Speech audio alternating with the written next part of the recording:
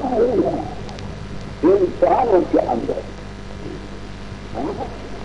اپنے آپ کو اتنی بچت کی طرح سے سمجھتے تھے. یہ جہاں آپ کے اندر رکھی ہوئی ہے اس سے آپ واقف. حضرت علیہ السلام اس جنگ کو اس رات کو جو چھپائی ہوئی تھی اس کو ظاہر کرنے کے واسطے زور سے دبا کی. 3 مرتبہ دبانا تو وہ چیز جو کہ پردہ بنی ہوئی تھی جس چیز کے انتظار سے استعداد پر روحانی چھپی ہوئی ہو جائے گی وہ پردہ اٹھے. جناب رسول اللہ صلی اللہ علیہ وسلم کو اپنی استعداد فکری ظاہر ہو گئی. تو 3 مرتبہ دبانے کے بعد حضرت جو پڑھ ہیں وہی آپ بھی سب چلے جاتے ہیں. تو یہ حکم اقرا کا یہ امر کے واسطے نہیں ہے بلکہ یہ انجیکشن دینا ہے، فیصل کرنا ہے. جو چیز آپ کی استعداد کو چھپائے ہوئے اس کو ظاہر کرنا ہے. آپ کو اس میں تکلیف ہوئی اور اس تکلیف کی وجہ سے وہ حالت ظاہر ہو گئی فیصل کرنے کی بات کے وجہ سے. یہ بہت اونچا معنی ذکر کیے گئے ہیں اور صحیح بھی معلوم ہوتا ہے. تیسری اس کی ترجیح حضرت شاہ عبدالعزیز صاحب رحمۃ اللہ علیہ نے کی. وہ فرماتے ہیں کہ حضرت جبریل علیہ السلام نے جو معاملہ کیا ہے امر کے واسطے نہیں ہے کہ تکلیف مالا لازم ہے بلکہ یہ قبیل توجہ ہے. توجہ ابتدائی صوفیہ میں کسی صاحب کمال کا دوسرے شخص میں اپنے کمال کا اثر پیدا کرنا. ایک شخص کسی کمال کا حامل ہے، وہ چاہتا ہے کہ دوسروں میں یہ کمال پیدا ہو اور اس کے لیے جو اس کو توجہ کہتے ہیں ابتدائی صوفیہ میں اپنے قلب کو مستفید کے طرف لگاتا ہے اور اپنا اثر اس پر ڈالتا ہے تو مستفید یعنی متحرک اس سے متاثر ہوتا ہے. اس کو توجہ کہا جاتا ہے. توجہ کی 4 قسمیں ہیں. توجہ کافی توجہ پھر قاضی دوسری توجہ، تیسری توجہ سیاسی ہے اصلاحی ہے، چوتھی توجہ اتحادی ہے. پہلی توجہ جو انعکاسی ہے یہ سب سے کمزور توجہ ہے. اس کی ایسی مثال ہے کہ کوئی شخص عطر لگا کر کے مجلس میں آتا ہے، وہ بیٹھتا ہے، تمام اہل مجلس کو اس کی خوشبو پہنچتی ہے، سب کے دماغ مؤثر ہو جاتے ہیں. اس کو توجہ انعکاسی کرتی ہے. اسی طرح مجھ ذکر خدا خداوندی کے اندر منغرق ہے، ہمیشہ ذکر کرتا رہتا ہے. وہ جب کسی مجلس میں آ کر کے بیٹھے گا تو اس کے ذکر کا اثر اہل مجلس پر پڑے گا، جیسے حسن لگانے والے کا اثر اہل مجلس پر پڑتا ہے، سب لوگ مؤثر ہو جاتے ہیں. اسی کو جناب رسول اللہ صلی اللہ علیہ وسلم نے مومنین کی شان میں فرمایا ہے. اہل تقویٰ وہ لوگ ہیں کہ جن کی مجلس میں بیٹھنے کی وجہ سے خدا کی یاد قائم ہوتی ہے، دنیا کی وزارتیں کم ہو جاتی ہیں، خدا کے خاص بندوں کی مجلس میں بیٹھنے سے یہ اثر پیدا ہوتا ہے. یہ توجہ انعکاس کی ہے. دوسری توجہ القاری ہے. انعکاسی توجہ کا اثر تو جب تک مرشد مجلس میں موجود ہے جب تک رہتا ہے، مجلس سے تم اٹھ کر کے چلے گئے تو جو خوشبو آتی تھی اس کی مجلس سے وہ آنی بند ہو جاتی. دوسری توجہ القائی ہے، وہ زیادہ قوی ہے. اس کی مثال ایسی ہے کہ ایک شخص چراغ میں تیل ڈال کر بتی رکھ کر کے آتا ہے تمہارے پاس. تم چراغ روشن اپنے پاس رکھتے ہو، اپنے روشن چراغ کو اس کے بتی کے ساتھ متصل کر دیتے ہو، وہ روشن ہو جاتا ہے. یہ القائی توجہ ہے. ایک شخص اپنے گھر میں اپنی مجالس میں ذکر و شغل کرتا ہے، اس کے قلب میں طالبیت پیدا ہوئی ہے. شیخ کی مجلس میں جاتا ہے، شیخ اپنی توجہ سے اس کے قلب کو روشن کر دیتا ہے، اس کا قلب روشن ہو جاتا ہے، ذکر جاری ہو جاتا ہے. یہ توجہ القائی پہلی توجہ سے جو انعکاسی تھی اس سے قریب ہے. یہ روشنی جو متعلق مستقیم سے بتی میں حاصل ہوئی ہے، وہ اس مجلس سے جانے کے بعد بھی روشنی باقی رہتی ہے، وہ چراغ روشن ہو چکا ہے. مگر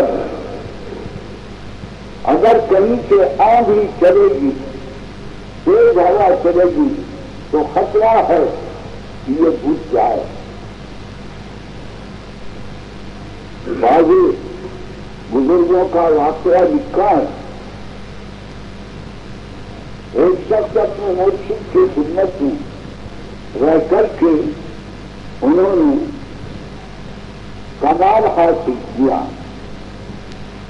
مرشد نے اجازت دے دیا کہ جاؤ تم اپنے وطن میں جو طریقہ تم کو تعلیم دیا گیا ہے مراقبے کا، ذکر کا، اس پر عمل پیدا رکھو. وہ جا رہے تھے، راستے میں دیکھا ایک دیوی اپنے شیروں کو سامنے بٹھا کر کے ان کے اوپر اپنی توجہ ڈال رہا.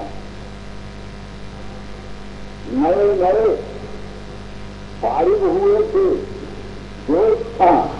جیسے نئے تعلیمیوں کو جب سمجھ لے کر کے جاتے ہیں تو ان کو بڑا جوش ہوتا ہے، ہر ایک سے مناظرہ کرتے ہیں. کسی آدمی کو دیکھا مناظرہ کرنے کے واسطے، یہ بڑا ہے، میں بڑا ہوں، تو نے کیا پڑھا ہے، میں نے کس سے زیادہ پڑھا، جوش ہوتا ہے. اپنی نیت کو دکھلانے کے واسطے. یہ حضرت بھی انہوں نے دیکھا کہ یہ بیٹی توجہ دے رہا ہے، ان کو خیال ہوا کہ دیکھو اس کی طاقت کیا ہے. یہ بھی جا کر کے سر جھکا کر کے بیٹھ گئے. وہ یوگی بہت خطرناک تھا، بہت قوت والا تھا. اہل باطن میں بھی قوت ہوتی ہے جیسے اہل حق میں ہوتی ہے. اس کی طرف چلت اس نے جو دیکھا ان کو آئے ہوئے یکدارگی ان کے قد کے اوپر، یہ محسوس ہوا کہ ظلمت اندھیرا آ رہا ہے. یوگی کی طرف سے اندھیرا آ رہا ہے، ان کے قد میں جاگیر ہو گیا.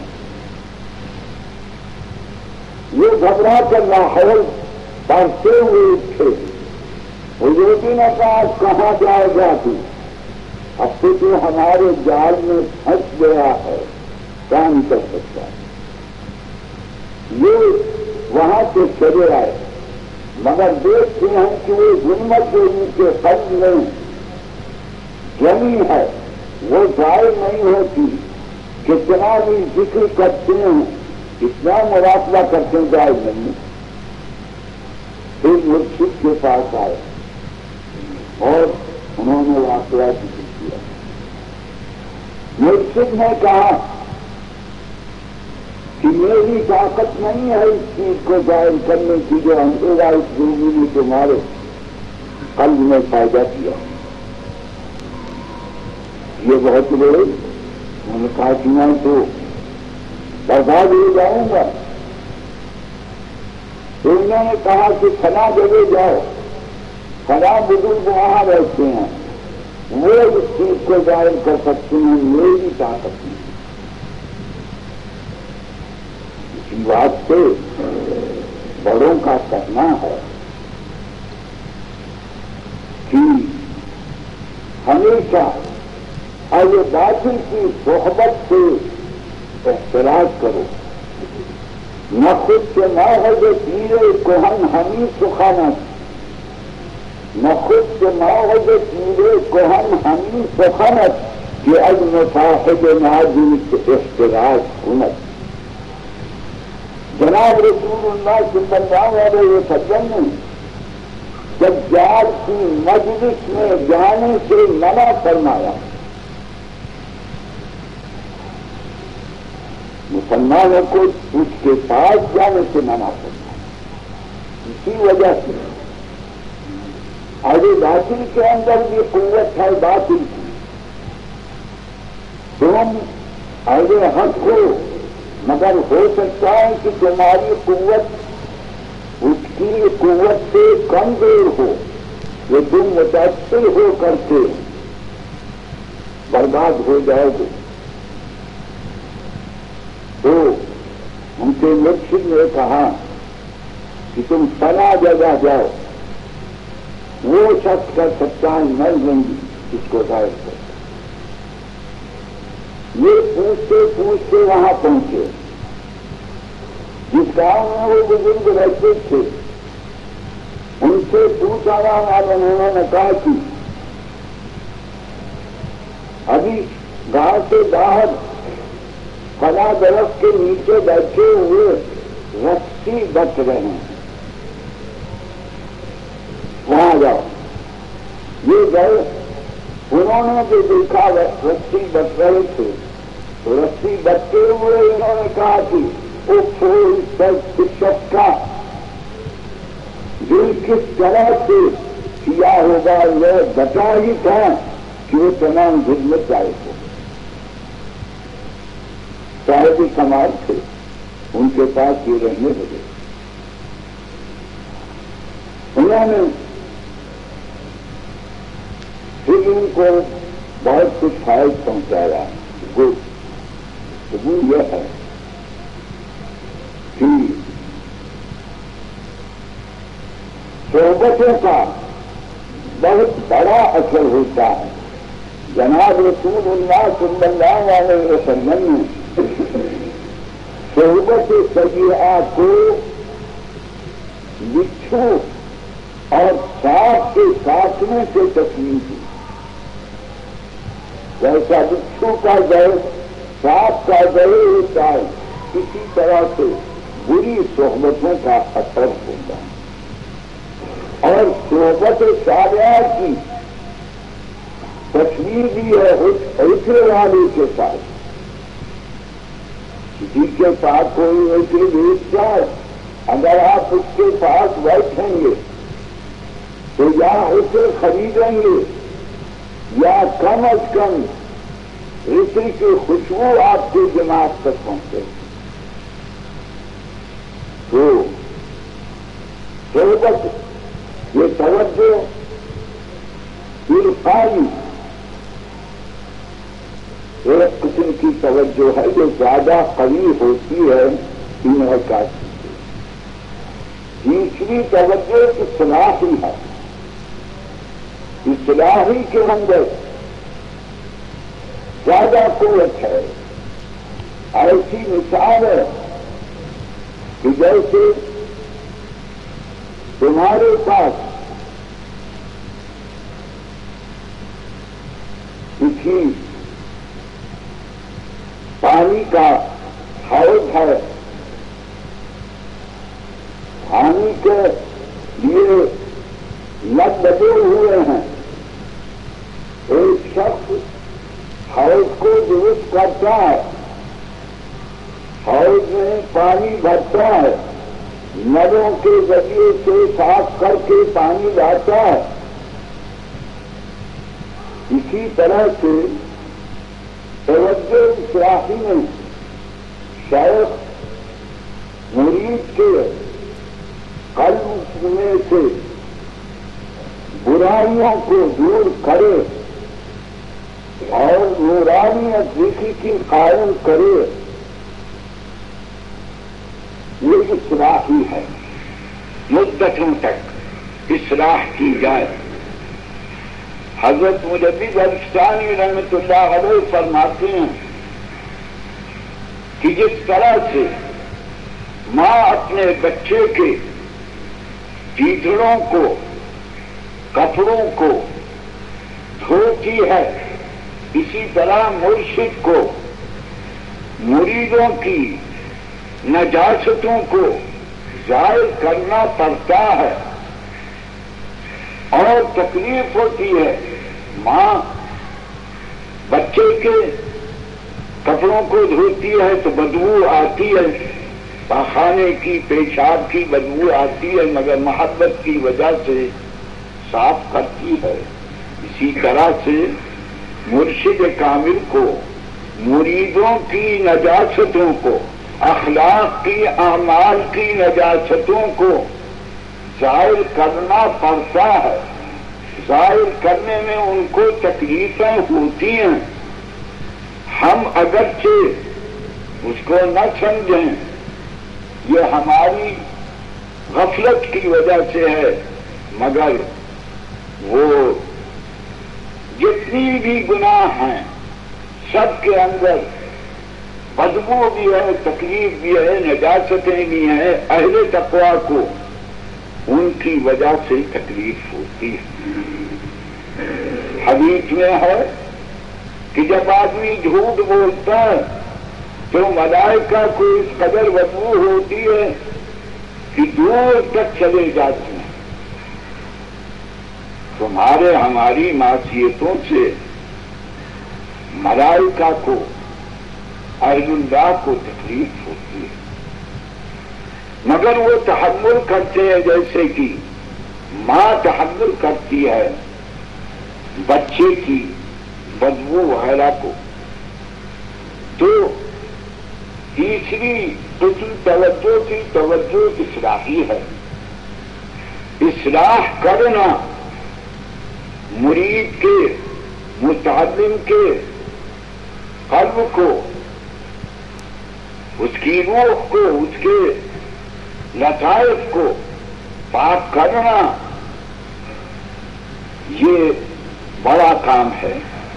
مگر اس کے اندر کمی اتنی ہے کہ جیسی قابلیت ہوگی اتنا ہی وہ کر سکیں گے. اگر حوض چھوٹا ہے، اگر نل چھوٹے ہیں تو آپ کتنا بھی پانی لائیں حوض سے نکل جائے گا، حوض میں سما نہ سکے گا۔ جتنا بڑا حوض ہے اتنا ہی آپ پانی باہر سے لا سکیں گے۔ جتنا نل ہے، اگر نل چھوٹا ہے، تنگ ہے، تو تھوڑا ہاتھ پانی لا سکیں گے، اور اگر نل قوی ہے، چوڑا ہے، تو زیادہ کر سکیں گے۔ تو اس واسطے اصلاحی توجہ سب سے زیادہ قوی ہے، مگر حسب استعداد مستفید اس کے اندر فیض آئے گا۔ چوتھی توجہ اتحادی ہے۔ اتحادی یہ ہے کہ شیخ اپنی روح کو جو کہ جامع کمالات ہے مسامات کے ذریعے سے مسترشد مرید کے روح سے ملا دے۔ ہر انسان کے بدن میں مسامات ہیں، چھوٹے چھوٹے سوراخ ہیں۔ جب آپ کو پسینہ آتا ہے تو انہیں سوراخوں کے ذریعے سے اندر سے پانی نکلتا ہے۔ آپ نہاتے ہیں تو انہیں سوراخوں کے ذریعے سے پانی اور اس کی برودت اندر جسم کی سرایت کرتی ہے۔ تو ان مسامات کے ذریعے سے اہل کمال اپنی روح کو جسم میں متعلم کے داخل کر کے متحد کر دیتے ہیں۔ روح شیخ روح تلمید سے متحد ہو جاتی ہے۔ اب جو چیز ایک روح کے اندر تھی وہ دوسری روح کے اندر ایسی طرح سرایت کر جاتی ہے جیسے گرم پانی شربت کی شیرینی پانی میں سرایت کر جاتی ہے، تو میٹھا شربت سادے پانی میں مل کر کے ایک ہو جاتا ہے، دودھ پانی میں مل کر کے ایک ہو جاتا ہے۔ اس قسم کی اتحادیت پیدا ہوئی۔ یہ توجہ اتحادی سب سے زیادہ قوی ہے، اور بہت کم اہل اللہ ایسے گزرے ہیں کہ جن کو یہ طاقت ہوتی ہے۔ حضرت خواجہ باقی باللہ رحمۃ اللہ علیہ مشائخ نقشبندیہ میں سے بڑے صاحب کمال ہیں۔ حضرت مدنی الاسلامی رحمۃ اللہ علیہ کے مرشد ہیں۔ دہلی میں بخارا سے تشریف لائے، دہلی میں مقیم تھے۔ ایک روز کچھ مہمان آئے، شیخ کے یہاں گھر میں کوئی چیز موجود نہ تھی۔ اب ان کے لیے ناشتہ کہاں سے پیش کریں؟ بڑی تشویش ہوئی شیخ کو، حضرت خواجہ باقی باللہ رحمۃ اللہ علیہ کو۔ پریشان تھے، کبھی اندر جاتے تھے کبھی باہر آتے تھے۔ قریب میں ایک نان بھائی رہتا تھا، اس کو کسی طرح سے اس بات کا احساس ہوا، وہ فوراً ایک طبق نہاری کا مہمانوں کے لیے لے کر کے آیا۔ بہت خوشی ہوئی حضرت خواجہ کو، مہمانوں پر پیش کیا۔ اسی خوشی میں نانوائی سے کہا کہ جو تو تیرا جی چاہے مانگ، میں تجھ کو دوں گا۔ اس نے کہا حضور اپنے جیسا مجھے کر دیجیے۔ انہوں نے کہا کہ تو طاقت نہیں رکھے گا، کوئی دوسری چیز مانگ، مگر اس نے اسی پر اصرار کیا، کہا کہ میں اور کچھ نہیں مانتا، مجھ کو اپنے جیسا کر دے۔ بہت سمجھایا انہوں نے، مگر وہ اسی پر اڑا رہا۔ تو اندر حجرے کے لے گئے اور اس کے اوپر یہی توجہ اتحادی ڈالی۔ تھوڑی دیر کے بعد دونوں نکلے، دونوں کی صورت ایک تھی، ظاہری صورت بھی دونوں کی ایک ہو گئی، مگر حضرت خواجہ باقی بننا رحمۃ اللہ علیہ کے اوپر اطمینان اور سکون تھا، شعور پورا تھا، اور اس کی حالت بالکل دیوانوں جیسی تھی۔ قدم کہیں رکھتا تھا، پیر کہیں پڑتا تھا، بات کچھ کہنا چاہتا تھا، منہ سے کچھ نکلتا تھا، ایک بے ہوشی کی حالت تھی۔ 3 روز اسی حالت میں رہا اور پھر انتقال ہو گیا۔ اس وجہ سے کہ جو کمالات حضرت خواجہ نے سالہ سال ریاضت کر کے، محنت کر کے، ذکر و شغل اور مراقبہ کر کے حاصل کیا تھا، وہ کمالات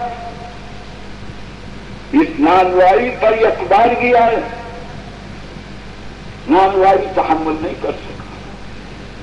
اسی بات سے کہتے تھے کہ تو تحمل نہیں کر سکتا، جیسے کسی کمزور آدمی کے اوپر بوجھ بڑا لا دو، ظاہری طور پر وہ نہیں اٹھا سکتا، روحانی ثقل تو بہت ہی زیادہ ہے۔ ہم نے عرض کیا تھا کہ جناب رسول اللہ صلی اللہ علیہ وسلم پر جب وحی سلسلۃ الجرس کی آتی ہے تو نہایت سخت آپ کو تکلیف ہوتی ہے، وہ اشد علیہ فرماتے ہیں، پسینہ پسینہ آپ ہو جاتے ہیں، سانس چل جاتا ہے، گھٹکی بن جاتی ہے، چہرہ سرخ ہو جاتا ہے، آپ بیٹھ نہیں سکتے۔ تو اسی طرز کے اوپر توجہ اتحادی حضرت جبریل علیہ السلام نے جناب رسول اللہ صلی اللہ علیہ وسلم پر ڈالی، آپ کے جسم مبارک کو زور سے دبایا اور اس دبانے کے اندر اپنی روح کو جناب رسول اللہ صلی اللہ علیہ وسلم کے جسم مبارک میں داخل کر کے دونوں روحوں کو متحد کر دیا۔ جو کمال حضرت جبریل علیہ السلام اٹھائے ہوئے تھے، وہی کمال حضرت جبریل علیہ وہی جناب رسول اللہ صلی اللہ علیہ وسلم میں آ گیا۔ جیسے گرم پانی کو ٹھنڈے پانی سے ملانے، شربت کو دوسرے پانی سے ملانے میں ایک دوسرے میں سرایت کرتا ہے، اسی طرح سے یہ توجہ اتحادی واقع ہوئی۔ 3 مرتبہ دبانے سے اتحاد روحانی کا ہوا اور جناب رسول اللہ صلی اللہ علیہ وسلم اسی طرح سے پڑھنے لگے ان آیتوں کو جیسا حضرت جبریل علیہ السلام پڑھتے۔ بہرحال یہ تینوں توجیہ ہیں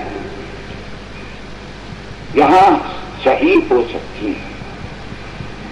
تو تیسری توجیہ پر بھی اقرا کہنا جناب رسول اللہ صلی اللہ علیہ وسلم سے حضرت جبریل کا امر تکلیفی نہیں ہے، بلکہ بطور مداوات ہے، معالجہ ہے۔ اس چیز کو ظاہر کرنے کے واسطے جو کہ جسمانی حیثیت سے بشروں انسانوں میں تربیت پانے کی وجہ سے جناب رسول اللہ صلی اللہ علیہ وسلم کو حاصل ہوئی ہے اس کو ظاہر کرنے کے کیف ما کان جناب رسول اللہ صلی اللہ علیہ وسلم اس 3 دفعے دبانے کے بعد اسی طرح سے پڑھنے لگے جیسا کہ حضرت جبریل علیہ الصلوۃ والسلام نے پڑھایا، مگر اس توجہ کی وجہ سے آپ کے روح مقدسہ پر، قلب مبارک پر سخت تکلیف پہنچی، بدن کانپنے لگا اور کانپتے ہوئے گھر میں تشریف لائے اور فرمانے لگے زملونی زملونی، اور اس قدر آپ کو تکلیف ہوئی کہ آپ کو یہ خیال ہو گیا کہ اب میں زندہ نہیں رہ سکوں گا۔ تکلیف قلب کے اوپر، روح کے اوپر واقع ہوئی، اس واسطے گھر میں تشریف لا کر کے تھوڑی دیر تک تو آپ دیہات میں لکھے ہوئے رہے، جیسے تپ و لرزہ والے کو حالت پیش آتی ہے۔ پھر تھوڑی دیر کے بعد میں جب حالت درست ہوئی تو حضرت خدیجہ رضی اللہ تعالی عنہا کو خبر دیا اور کہا لقد خشیت علی نفسی۔ اچھا، تو یہاں پر ہے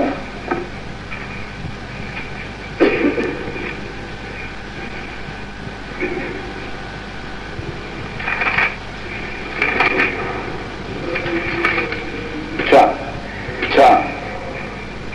تو 3 مرتبہ ایسا کیا گیا۔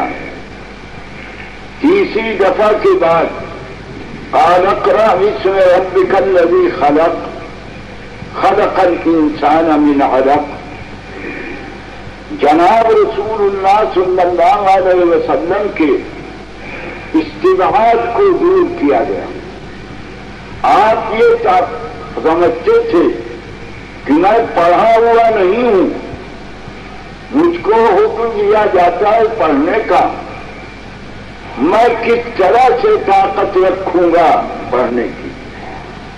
اس کے واسطے یہ 5 آیتیں اولا نازل فرمایا گیا اقرأ باسم ربک اے باستعانت ربک، اس کا تم اپنے اندر طاقت نہ پاؤ مگر اللہ تعالیٰ جو مدد کرنے والا ہے اور اس کا اسم گرامی تمام عالم میں تصرف کرنے والا ہے۔ اسماء الہیہ ہر تصرف کے متکفل ہیں، اس میں رزاق رزق کا متکفل ہے، اس میں عالم علم کا متکفل ہے، خالق خلقت کا متکفل ہے۔ جو خلق، جو ایجاد عالم میں کسی چیز کی ہوتی ہے وہ یہ اس اسماء الہیہ میں سے تصرف کرتے ہیں۔ تو یہاں پر فرمایا گیا کہ اقرأ باسم ربک باستعانت اسم الرب سبحانہ وتعالی۔ اسماء الہیہ تمام عالم میں متصرف ہیں اور لفظ رب یہ صفت ہے جناب باری سبحانہ وتعالی کی، تربیت کرنا، ایصال الشیء علی کمالہ لائق بہ، کسی چیز کو اس کے کمال منتظر تک پہنچانا، اس کو ربوبیت کہا جاتا ہے، پرورش کرنا۔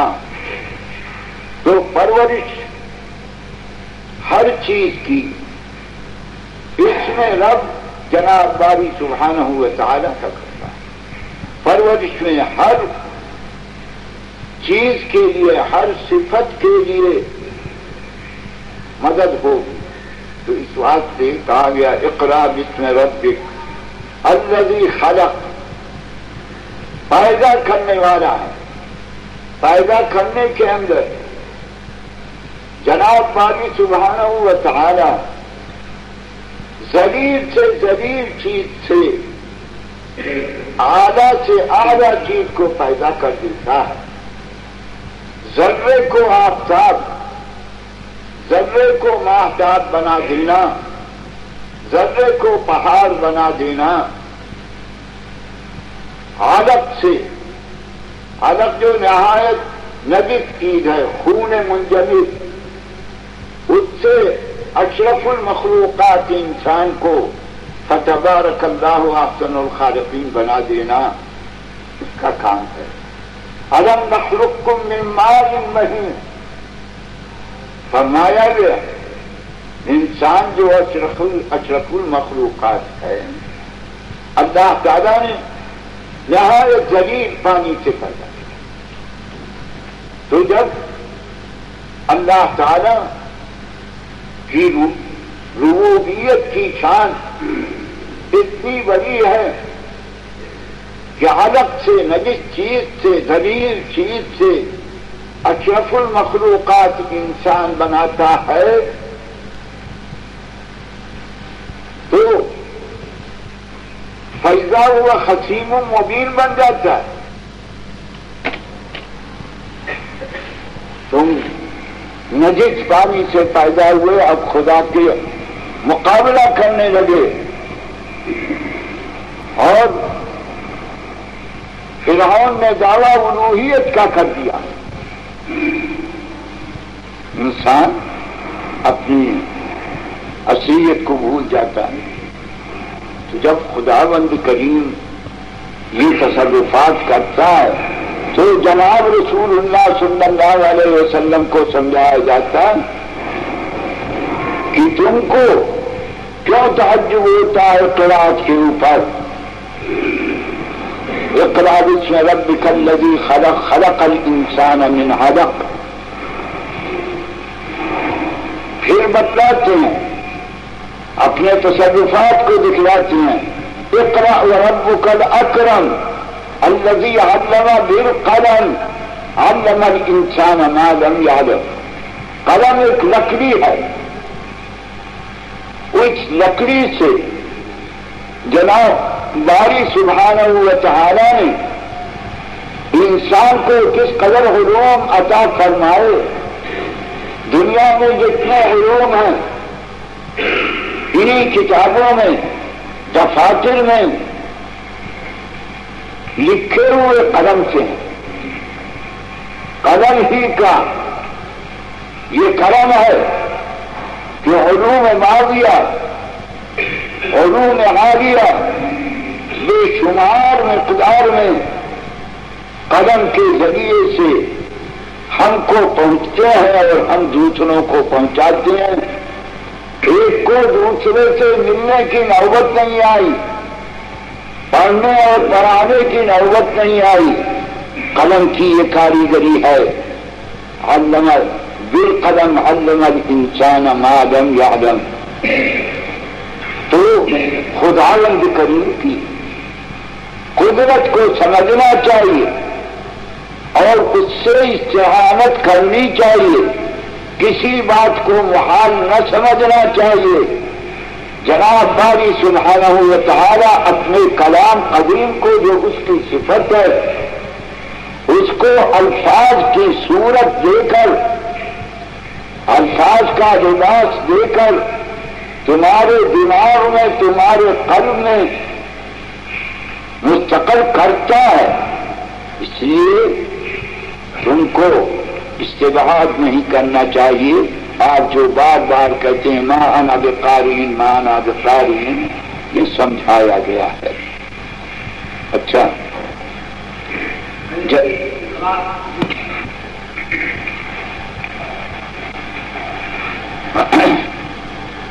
فرجع بها رسول اللہ صلی اللہ علیہ وسلم یجف فؤادہ. جناب رسول اللہ صلی اللہ علیہ وسلم ان پانچوں آیتوں کو یاد کر کے گھر کی طرف لوٹے یدف فؤادہ یضطرب، کانپتا تھا آپ کا قلب. فدخل علی خدیجہ بنت خویلد رضی اللہ عنہا، آپ کی بیوی ہیں. سب سے اول حضرت خدیجہ رضی اللہ عنہا ایمان لائی ہیں. آپ سے شادی جناب رسول اللہ صلی اللہ علیہ وسلم نے 25 برس کی عمر میں کی ہے. حضرت خدیجہ بیوہ ہیں. پہلے خامندوں کا انتقال ہو چکا ہے، 2 خامندوں کا. پہلے خامندوں سے اولاد ہے. 40 برس کی عمر ہے حضرت خدیجہ کی. جناب رسول اللہ صلی اللہ علیہ وسلم کی عمر 25 برس کی ہے.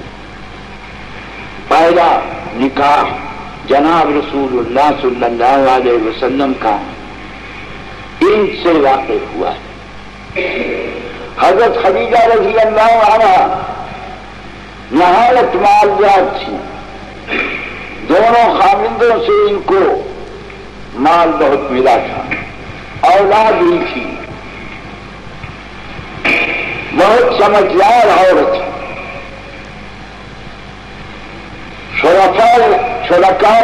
شرفائے مکہ ان سے نکاح کے خواہش مند تھے، مگر یہ کسی کو خیال میں نہیں لاتی تھی. جناب رسول اللہ صلی اللہ علیہ وسلم کی دیانت داری کا، سچائی کا اور اخلاق کا شہرا مکے میں تھا. یہ تجارت کرتی تھی، لوگوں کو مال دیتی تھی، وہ مال لے جائیں، خرید اور فروخت کریں، اور نفع جو کچھ ہو وہ شراکت میں ہو. اس کو مزاربت کہا جاتا ہے. جناب رسول اللہ صلی اللہ علیہ وسلم کے اخلاق اور سچائی کو سن کر اپنے غلام کو بھیجا کہ میں تم سے مزاربت کرنا چاہتی ہوں، مال لے جاؤ.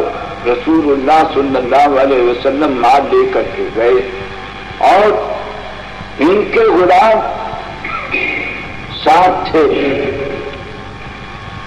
رسول اللہ صلی اللہ علیہ وسلم کو غلام نے حال راستے میں دیکھا کہ جب یہ دھوپ میں چلتے ہیں تو بادل سایہ کرتا ہے، جب پہاڑوں کے سامنے سے گزرتے ہیں پہاڑ سے آواز آتی ہے السلام علیکم یا رسول اللہ. درختوں کے نیچے اترتے ہیں تو درخت کی ٹہنیاں سایہ کرتی ہیں. اخلاق کی حالت یہ ہے کہ جب منزل پر پہنچتے ہیں تو یہ نہیں کرتے کہ غلام کو ذلیل سمجھ کر کے اس سے کہیں کہ تو کھانا پکا، پانی لا، لکڑی چن، بلکہ خود جاتے ہیں لکڑیاں چننے کے واسطے، پانی لانے کے واسطے، کھانے میں برابر مدد کرتے ہیں، مساوات کا معاملہ کرتے ہیں. اس نے دیکھا کہ جب حدود شام پر پہنچے تو پہلی منزل کے اندر تمام مال فروخت ہو گیا اور بہت اچھے نفع پر فروخت ہوا. اس واسطے جناب رسول اللہ صلی اللہ علیہ وسلم مال کو بیچ کر اور دوسرا مال جو کہ مکے میں آ کر کے فروخت کیا جائے گا خرید کر کے اچھے نفع سے واپس ہوئے. یہ تمام باتیں غلام نے آ کر کے اپنی سیدہ حضرت خدیجہ رضی اللہ عنہا سے ذکر کیا تو ان کو رغبت ہو گئی. انہوں نے جناب رسول اللہ صلی اللہ علیہ وسلم سے کہلا کر کے بھیجا کہ میں آپ سے شادی کرنا چاہتا ہوں. تو جناب رسول اللہ صلی اللہ علیہ وسلم نے چچا سے ابو طالب سے ذکر کیا کہ میری شادی کا پیغام وہاں خدیجہ بنت خویلد جن کے والد ہیں، بڑے سردار ہیں، ان سے کیجیے. تو ابو طالب فرماتے ہیں کہ بیٹا وہ بڑی متکبر عورت ہے جس پر تم پیغام بھیجنا چاہتے ہو. فلاں سردار نے